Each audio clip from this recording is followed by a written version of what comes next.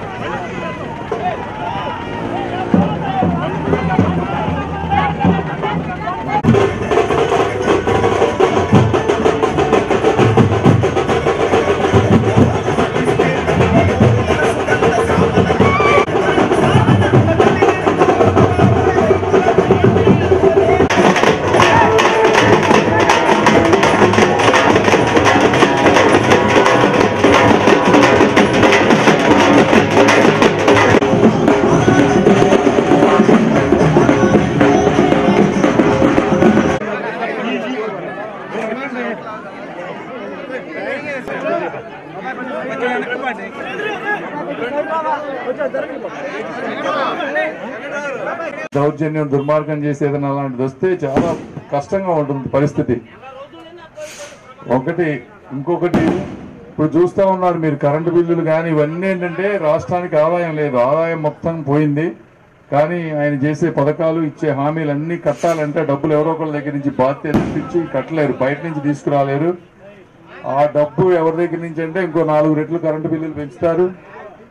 అన్ని చెత్త పన్నులు కానీ అన్ని మనమే కట్టాలి. కడితే తప్పించి సంక్షేమ పథకాలు కంటిన్యూ అయ్యేటువంటి పరిస్థితులు జగన్మోహన్ రెడ్డి గారి దగ్గర. లిక్కర్ రేటు ఇప్పుడున్న దానికి ఇప్పుడు 200 ఎంతో ఉంది, 600 నుంచి 200 చేశారు, అది 300 400 అవుతుంది. కరెంటు డీజిల్ పెట్రోల్ డీజిల్ ఇప్పుడు 100 రూపాయలు ఉంది, 125 రూపాయలు మినిమం అవుతుంది. ఇలా ప్రతి అన్ని పెరిగిపోతాయి. కాబట్టి ఈ చుట్టుపక్కల ప్రాంతంలో నాకు తెలియదు ఇక్కడ ఎంతమంది ఉన్నారో ఇంకా వైఎస్ఆర్సీపీకి ఓటేసేవాళ్ళు, వాళ్ళందరూ కూడా మీరు అర్థం చేసుకోవాలి ఎందుకు మీరు ఆయనకు ఓటేస్తా ఉన్నారు. యాక్చువల్గా అయితే రాజధాని రావటం అనేది చరిత్రలో ఎంతో మంది అదృష్టం చేసుకుంటే తప్పించి అది ఒక్కసారే జరుగుద్ది మనకి చరిత్రలో.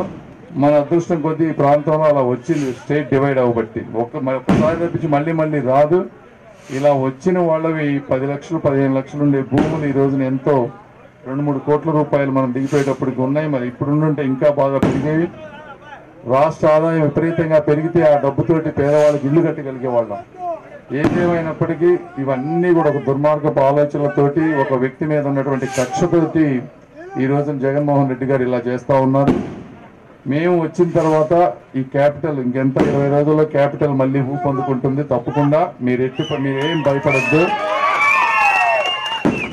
చంద్రబాబు గారు, లోకేష్ గారు, నాలాంటి వ్యక్తులు ఉన్నంత వరకు జగన్మోహన్ రెడ్డి ఒక్కడు కాదు కదా, 100 మంది వచ్చినా కూడా క్యాపిటల్ అంగుళం కూడా కదల్చలేదు.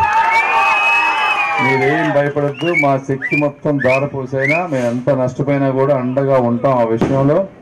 సో మీరు ప్రశాంతంగా నిద్రపోండి. ఓటింగ్కి తీసుకెళ్లి ఓటింగ్ వేయించండి చాలు. ఓకే, వాటన్నిటికీ ప్రిపేర్ అయ్యి వచ్చాం మేము.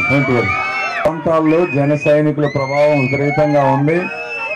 మీరు ఒక్కటే గుర్తుపెట్టుకోండి, రేపు గవర్నమెంట్ వచ్చిన తర్వాత తప్పనిసరిగా మీకు వాటిని ఏదో విధంగా తరివేయాలని, ఆఖరికి ఆ 3 యూనివర్సిటీలకు కూడా ఏదో విధంగా రోడ్లు కట్ చేసి నీళ్లు కట్ చేసి వాటిని కూడా పంపించేయాలనేటువంటి దుర్మార్గపు ఆలోచన జగన్మోహన్ రెడ్డి గారిది. ఏదేమైనప్పటికీ ఇలాంటివన్నీ మీ అందరికీ తెలుసు. ఇప్పుడు ఆఖరిగా పోనీ ఆ గంజాయిని మర్చిపోదామన్నా, చెత్త లెక్కర్ని మర్చిపోదాం అనుకున్నా, ఇప్పుడు ల్యాండ్ పూలింగ్ యాక్ట్ అని, ల్యాండ్ గ్రాబింగ్ యాక్ట్ అని ఏదో కొత్తదోడు పట్టుకొచ్చారు.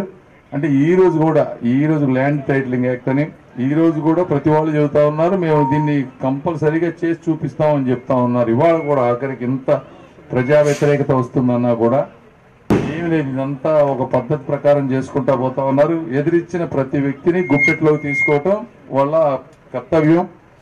చూస్తే సినిమా వాళ్ళు ఎదిరించారని చెప్పి సినిమా వాళ్ళందరినీ పిలిపించి వాళ్ళ టికెట్ల రేట్లు పెంచుతామని చెప్పి వాళ్ళని భయపెట్టి సినిమా వాళ్ళని గుప్పెట్లో తీసుకున్నారు.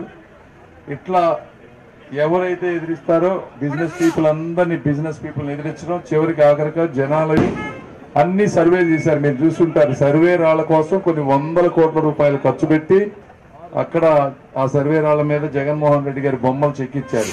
కొన్ని 100 కోట్లు ఖర్చు పెట్టి పాస్ పుస్తకాల్లో ఆయన బొమ్మ, దస్తావేజులు స్టాంప్ పేపర్స్ మీద ఆయన బొమ్మ.